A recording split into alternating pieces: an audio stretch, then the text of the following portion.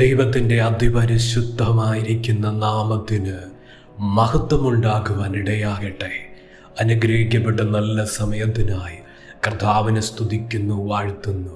ദൈവത്തിൻ്റെ പരിശുദ്ധാത്മാവ് ആഴവും ശക്തമായി ഇടപെടുന്ന വചനത്തിൻ്റെ ദൂത് നമ്മുടെ ഹൃദയത്തിന് വിടുതലായി, ജീവിതത്തിൻ്റെ ചൈതന്യമായി, തകർന്നിരിക്കുന്ന നുറുങ്ങിയിരിക്കുന്ന ഹൃദയത്തിന് ബലവും ധൈര്യവും പകരത്തക്ക നിലയിൽ പരിശുദ്ധാത്മാവ് അതിശക്തമായി തൊടുന്ന ഒരു ദിവസമായി തീരുവാൻ ഇടയാകട്ടെ.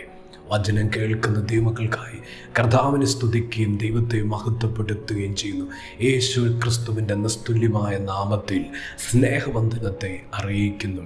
യെശയ്യാവിൻ്റെ പുസ്തകം 38 അധ്യായം 20 യഹോവ എന്നെ രക്ഷിപ്പാൻ ഒരുങ്ങിയിരിക്കുന്നു, അതുകൊണ്ട് ഞങ്ങൾ ജീവപര്യന്തം യഹോവയുടെ ആലയത്തിൽ തന്ത്രിനാദത്തോടെ എൻ്റെ ഗീതങ്ങളെ പാടും.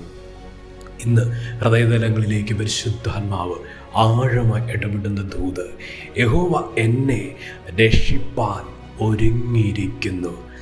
ജീവിതത്തിൻ്റെ തലങ്ങളിൽ, കഷ്ടതയിലും പ്രതിബന്ധത്തിൻ്റെ മേഖലകളിലേക്ക് എന്നെ ആരെങ്കിലും ഒന്ന് സഹായിക്കണമേ. ആരെങ്കിലും എന്നെ ഒന്ന് സഹായിച്ചാൽ എൻ്റെ ജീവിതത്തിൻ്റെ സ്ഥിതിക്കൊരു മാറ്റം വരും, എൻ്റെ അവസ്ഥകൾക്കൊരു വ്യതിയാനം വരും. ഇപ്രകാരം ചിന്താധാരയിൽ ആകുലതകളോടെ പല കാര്യങ്ങളിലും നമ്മുടെ ജീവിതത്തിൽ ഇപ്രകാരം സംഭവിക്കാറുണ്ട്. എവിടുന്നൊരു വിടുതൽ, എവിടുന്നൊരു രക്ഷ, ഇപ്രകാരം ഒരു വഴി തുറക്കപ്പെടും എന്നൊക്കെ ചിന്തിക്കുന്ന ജീവിത സാഹചര്യങ്ങളുണ്ട്. എന്നാൽ ഇവിടെ ഭക്തൻ പറയുക, തൻ്റെ നിരാശകളെ, തൻ്റെ ഭാരങ്ങളെ, തൻ്റെ വേദനകളെ മാറ്റുന്നൊരു ആശ്വാസ ദൂത്, ദൈവത്തിൻ്റെ ശബ്ദം തൻ്റെ ഹൃദയത്തിൽ വെളിപ്പെട്ടു വന്നിരിക്കുക. തൻ്റെ ഹൃദയത്തിൽ ആ ദർശനത്തിൻ്റെ പൂർത്തീകരണം താൻ പ്രാപിച്ചിരിക്കുക, താൻ അറിഞ്ഞിരിക്കുക. യഹോവ എന്നെ രക്ഷിപ്പാൻ ഒരുങ്ങിയിരിക്കുന്നു. ദൈവത്തിൻ്റെ വൈതലേ, ഇന്ന് ദൈവത്തിൻ്റെ പരിശുദ്ധാത്മാവിൻ്റെ അതിശക്തമായ ദൂത്, കർത്താവ് എന്നെ സഹായിക്കുവാൻ ഒരുങ്ങിയിരിക്കുന്നു. എൻ്റെ ദൈവം എന്നെ വിടുവിക്കുവാൻ ഒരുങ്ങിയിരിക്കുന്നു. കർത്താവിന് വചനം പറയുന്നു, ഒരുക്കത്തിൻ്റെ ആവശ്യമുണ്ടോ? ദൈവത്തിന് നൊട്ടിനേരം കൊണ്ട് സ്ഥിതി മാറ്റുവാൻ കഴിയും, നൊട്ടിനേരം കൊണ്ട് അവസ്ഥകൾക്ക് വ്യത്യാസം വരുത്തുവാൻ കഴിയും. എന്നാൽ ഇവിടെ വചനം പറയുക, കർത്താവ് സഹായിക്കുവാൻ ഒരുങ്ങിയിരിക്കുക. ദൈവത്തിൻ്റെ പൂർണ്ണ മനസ്സല്ലേ കാണിക്കുന്നത്? സഹായിക്കുമെന്നുള്ള പൂർണ്ണമായ നിശ്ചയമല്ലേ ആ പദത്തിനകത്ത്, ആ വാക്കിനകത്ത് നമുക്ക് കാണാൻ കഴിയുന്നത്? ദൈവത്തിൻ്റെ പൈതലേ, കർത്താവ് സഹായിക്കുവാൻ ദൈവത്തിൻ്റെ മനസ്സുണ്ട്. കർത്താവ് സഹായിക്കുവാൻ ദൈവം നിർണയിച്ചു കഴിഞ്ഞിരിക്കുക. ഭാരപ്പെടേണ്ട, ആ വിഷയത്തിൽ ഒട്ടും ഭയപ്പെടേണ്ട. കർത്താവ് സഹായിക്കാൻ തന്നെ കർത്താവിൻ്റെ പദ്ധതി അതിനകത്ത് വേഗത്തിൽ സംഭവിച്ചിരിക്കും. യോഹന്നാൻ്റെ സുവിശേഷം 5 അധ്യായത്തിൽ ഒരു മനുഷ്യൻ ബെഥസ്ദ കൊളക്കരയിൽ സഹായിപ്പാൻ ആരുമില്ല എന്ന് പറഞ്ഞ ആ മനുഷ്യൻ കിടക്കുക. എന്നാൽ യേശു കർത്താവ് അവൻ്റെ അടുക്കലേക്ക് ചെന്നു. ഒരു ദൂത് പറഞ്ഞിട്ടില്ല.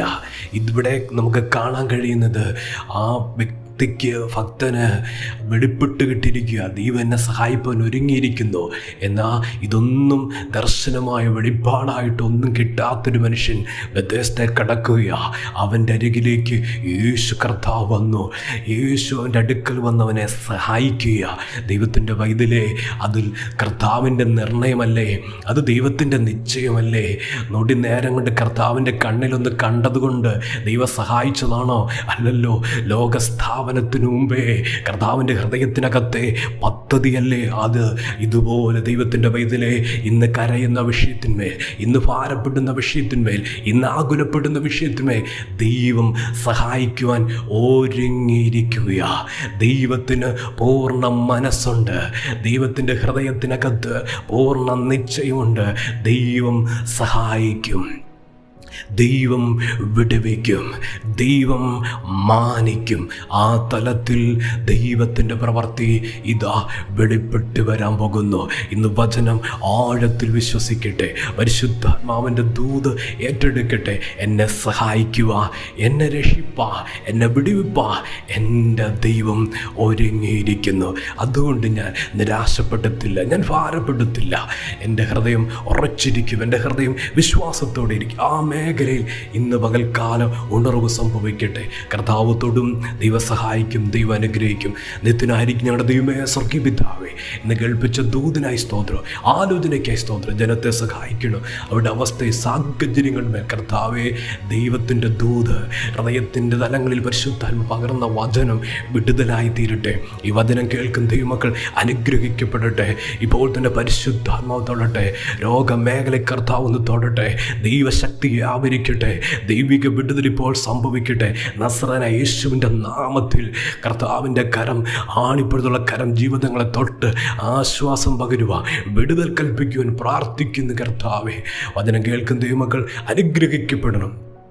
മേൽക്കുമേൽ ഉയർച്ച പ്രാപിക്കണം. ആ നിലയിൽ വഴികൾ, വാതിലുകൾ ദൈവം തുറന്ന് മാനിക്കുവാനിടയാകണമെന്ന് പ്രാർത്ഥിക്കുന്നു.